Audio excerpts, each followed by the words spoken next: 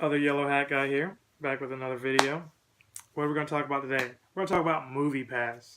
So what is MoviePass?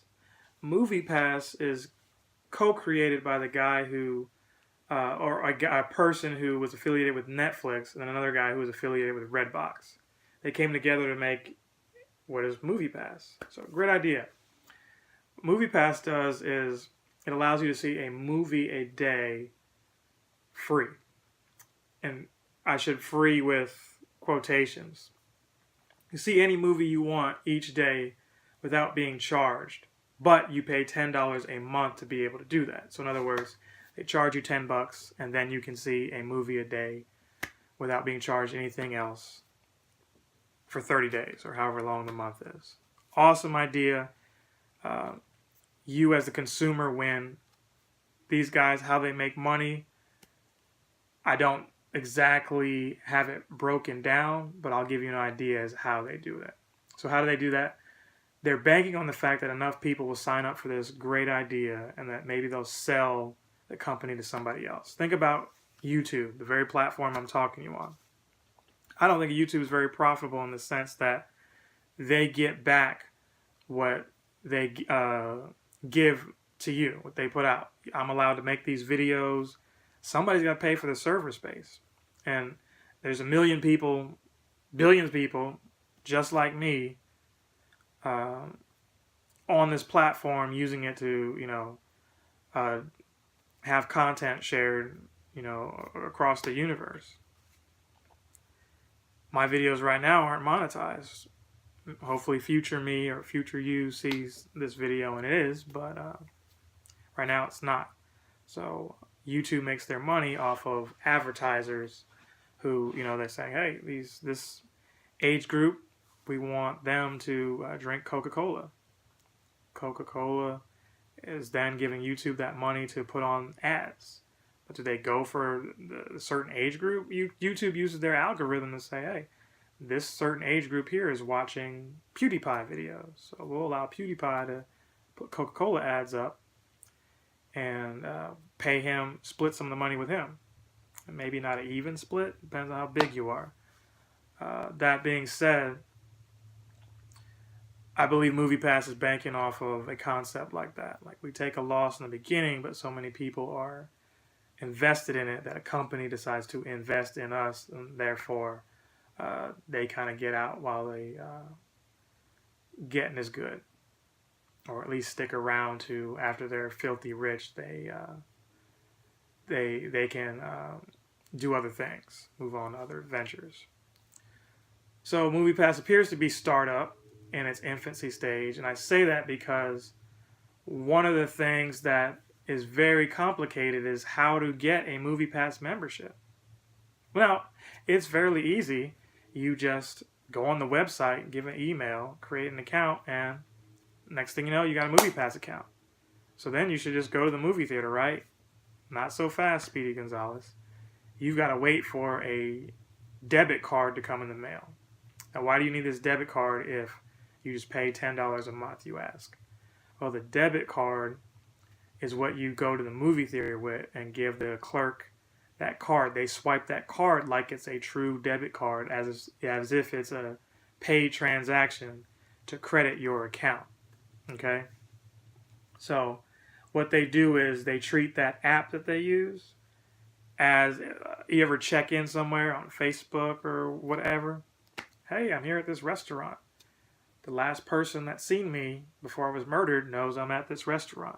Or I just want to show off and say, hey, I'm going on a flight somewhere. Look at me.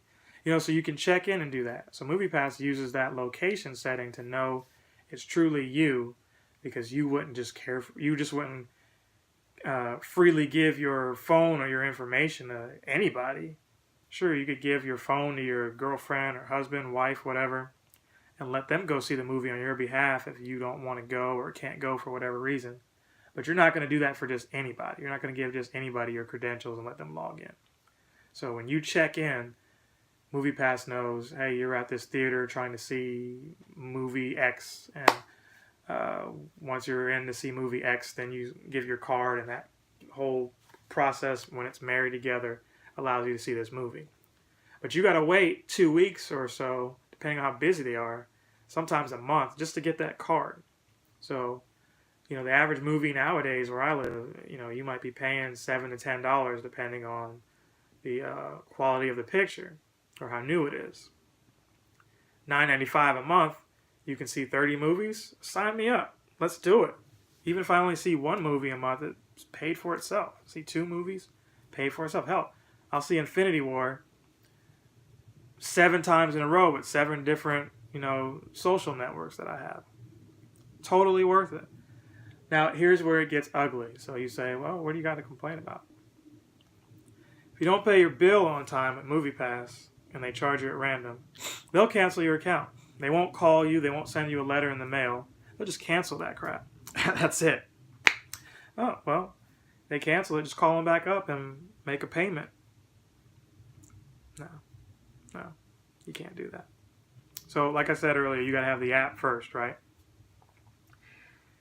You sign in with the app, and not only do you sign in, but you're able to choose which movie theater and which movie you want to see so that you can go to it and use your debit card to see the movie. You also put your payment and billing information into this app. You can't pay over the phone. Their customer service, no, they're not trying to listen to you. You can't make any adjustments. So if your bank declines for whatever reason, you don't have the money, or you got, something happens, act of God keeps your account from being charged, they'll let that slide one time, and they will send you a courtesy email saying, whoops, we weren't able to charge your account. Simple thing as calling them up and changing it. Nope, I told you can't call. So you got to go in the app and change it. You change your billing information. You should be good, right? That's what you think. And most of the time you will be. But if you change it to an account that's not supported, or for whatever reason they can't charge it on the next billing cycle, that's it. You're done. And they don't tell you that it's approved or not. If you're in the app and it doesn't give you an error message, then your account is approved. It doesn't mean they can charge you yet. Sometimes they do charge you right then and there, as you would think, but they don't. So here's an example. They tried to charge an account that I had and weren't able to do it. They sent me the email. Wasn't really seeing movies anyway, so it wasn't super urgent.